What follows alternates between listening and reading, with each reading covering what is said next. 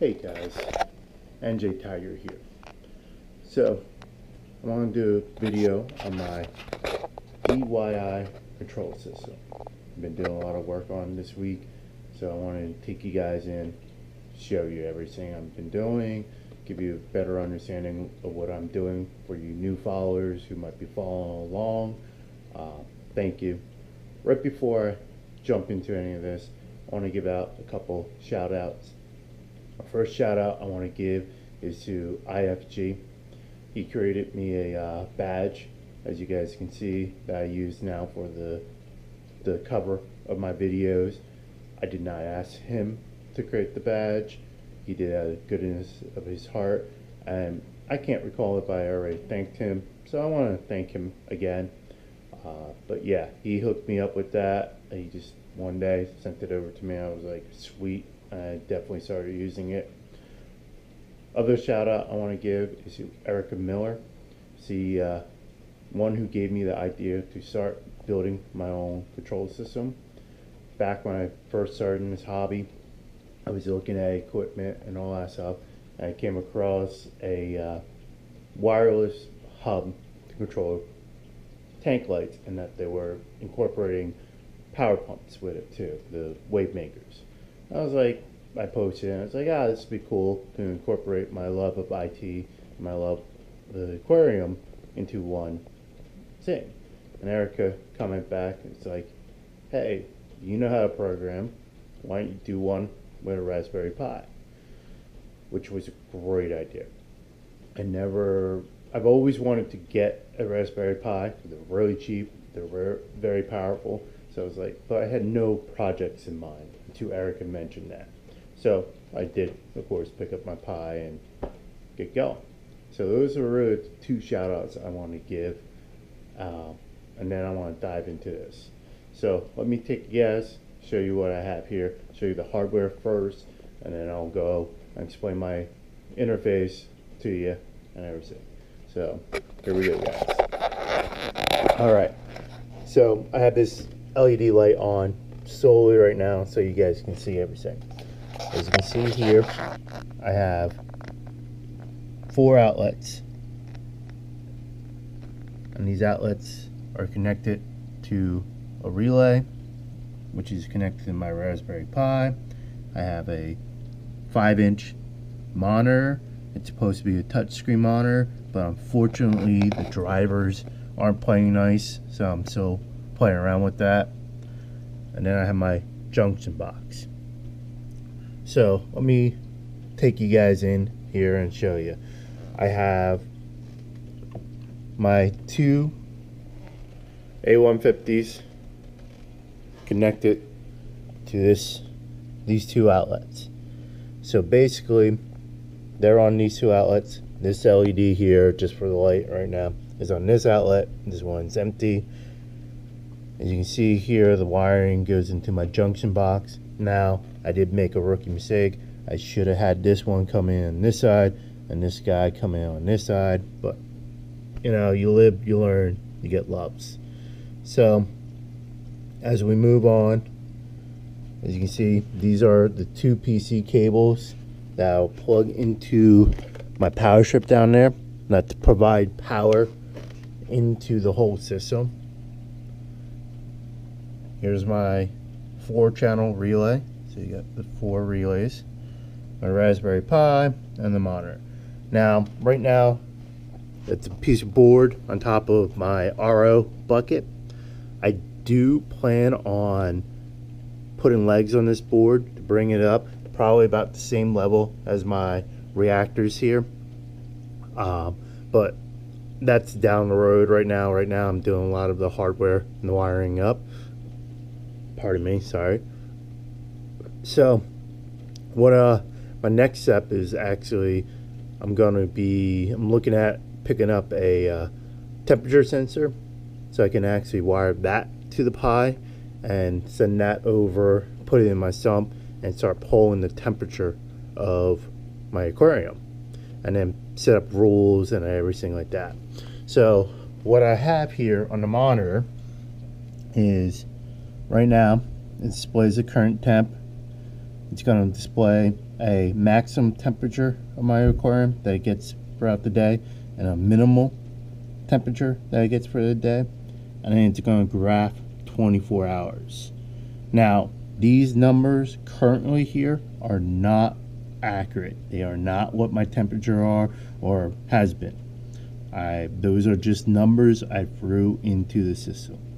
Now this page updates every minute, so every minute it's going to refresh. The graph displays hours, so on a new hour, the times will move over and give me the new hour, 24-hour graph. I'm hoping once the temperature sensor and stuff comes in and get that wired up, I can start saving money. I see they have a pH probe, which I can probably use and get wired up, and maybe pick up a couple other probes. But right now, I'm going to focus on the temperature probe and go from there. So that's the hardware. Let me dive in and show you guys the software. Welcome back, guys. So as you can see here, I have my web interface up. When you first get to my web interface, it has the dashboard, which currently right now displays a grid that informs me of what maintenance is due to both of my tanks. So my display tank and my tropical tank, which is in the bedroom. It tells me when they were due, date, and all that stuff. Now, yes, I do have, I'm behind on my bedroom tank on the cancer filter, but that filter has been kicking butt. The tank has been crystal clear. The water's been pretty good. I'm not too concerned that I'm behind on the maintenance there, but I will catch up on that. This here right now, ignore. I haven't done anything with that. That's a nothing. So that's my dashboard right now. I do plan on putting more information on here as I develop. Then if I go into tanks, I currently have 3 listed, which is one is equipment. Now, yes, equipment is not really tank, but I want it to be able to have a maintenance schedule on my equipment, like mainly my RO unit, when I have to replace the filters and all that stuff. So that's why it's in here. And then I also have the display tank, give a little information about it. Bedroom tank, give a little information about it. I might be providing more information in this field area, but right now that's what I log. Up here on water levels, I really only check and test my display tank. I understand I probably should be testing my tropical tank, but like I said, that thing is going solid. So here, the data is starting from September. I did wipe out my Pi when I was playing around with the touchscreen, so that's why the data is not as far back as when I started the tank. As you can see, I logged today my numbers. I can go in, I can edit these numbers, I can delete them, and I can add a new one, no problem. I also have, scroll down here, graphs.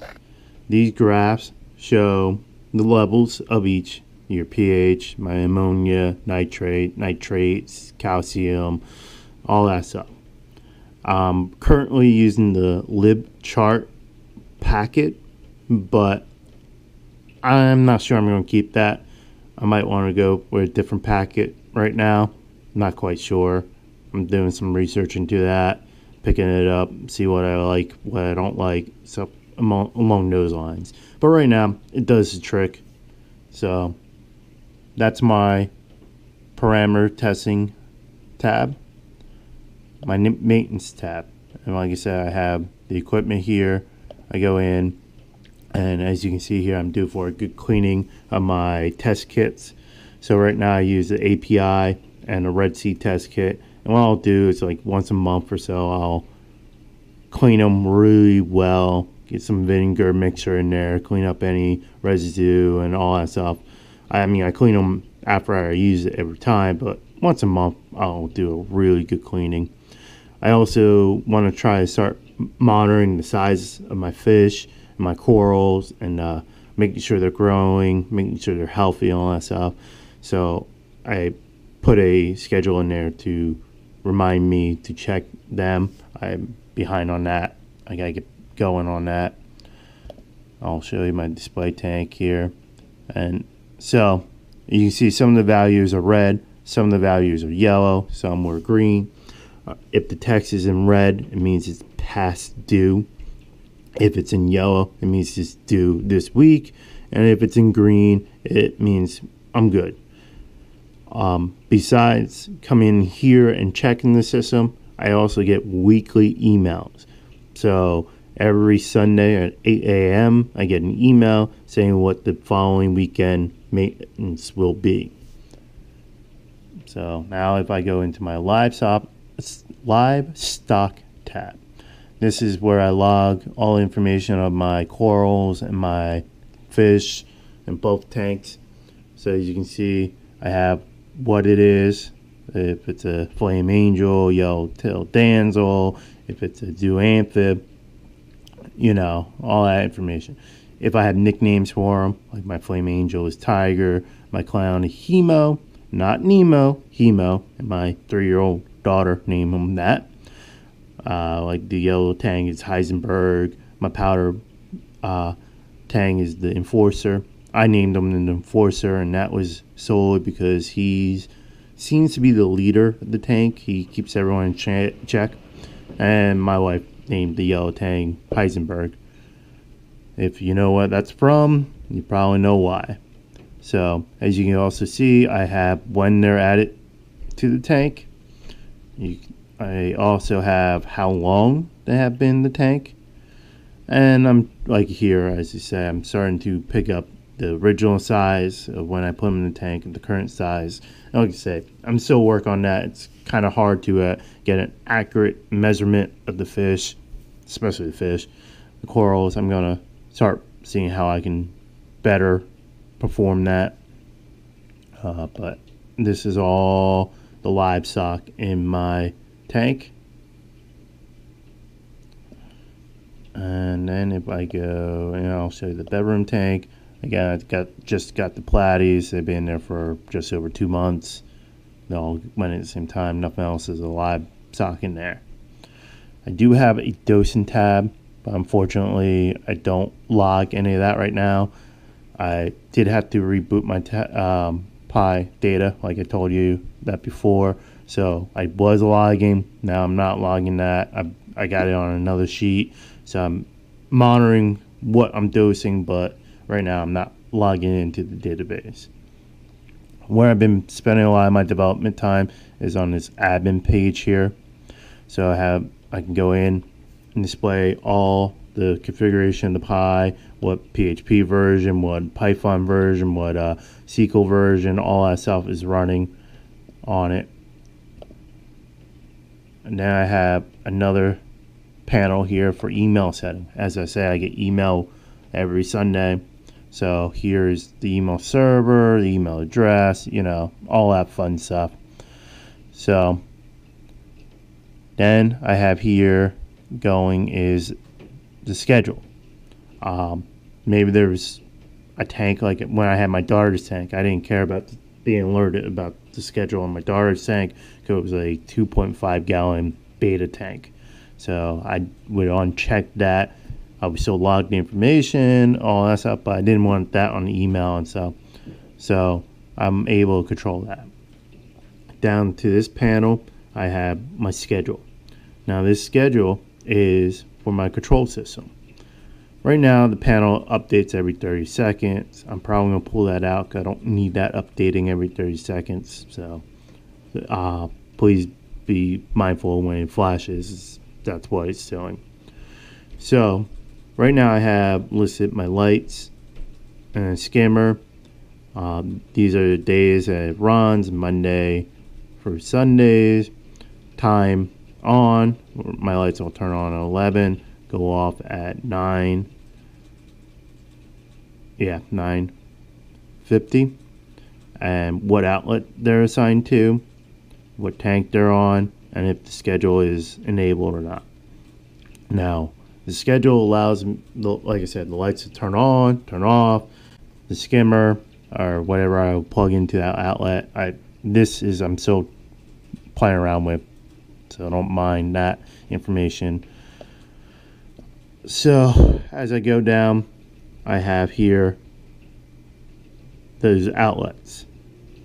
So, I can actually manually turn those outlets on or off. As you can see here, they're set right now. The outlet 1, outlet 2 are off, outlet 3 is on, outlet 4 is off. What I can do is I can turn them off, I can turn it back on. Now, the trick here is because I do have the schedule, like as you can see here, light 1 and light 2 are assigned to outlet 1, outlet 2, and the skimmer is on outlet 3. So basically what happens here is every minute my Raspberry Pi runs a script and checks to see, okay, the current time, is it between 11 and 9:50? If so, it makes sure that outlet is on. If it's not, it turns that outlet off. The reason for this is, of course, have the lights on the schedule, but also what's great is if I lose power. So, of course, we all lose power. If I lose power, everything goes off, of course. When the Pi reboots and comes back on after the power is restored, it'll pull the correct time and make sure my equipment gets back on schedule. So if, say, I lose power at around noon and it's out for an hour, when it comes back on at 1 o'clock and boots up, it sees, hey, it's 1 o'clock, these lights should be on, it kicks them on. It kicks on outlets. Or say I lose power at 11 o'clock at night and the Pi reboots, it's going to see, hey, these outlets are supposed to be off. It'll make sure they stay off. If they're supposed to be on, it kicks them on. I still have some fine tuning to do with that. Like, I want to make sure that if the equipment that say is on, and also if I ever put my pump and my skimmer both on here, I need to put a delay on the skimmer, because I've noticed, pardon me, when the system's off, like say I lose power and something, and there's water in my sump from the tank, so the tank's not overflowing anymore, my sump's not overflowing, it's at that level waiting for the power to turn back on. My water level in my sump is high for my skimmer, so if my skimmer kicks on with the high level before the pump really has time to put this sump at the right level, it does a lot of wet skimming and fills up quickly. So what I want to do is put a delay, so when power is restored and it's on the skimmer power, it'll wait, say, 5-10 minutes until the circulation, the main pump gets the water at the right level, and then the skimmer will turn on. But like I said, I'm working on all that. So, and then I also have an update button for the system. That's not working right now. I got to play around with that a little more. So, I showed you guys the interface, and as I mentioned, I can also get to this interface on my phone. I'll show you guys that. So, as you can see, very similar to the web page. It's just formatted for the phone, and like I said, I can come in here, and this LED light is on outlet 3. So let me turn outlet 3 off. LED light's off, but schedule is still running. So within 1 minute, that outlet will turn back on. So let's show you guys that.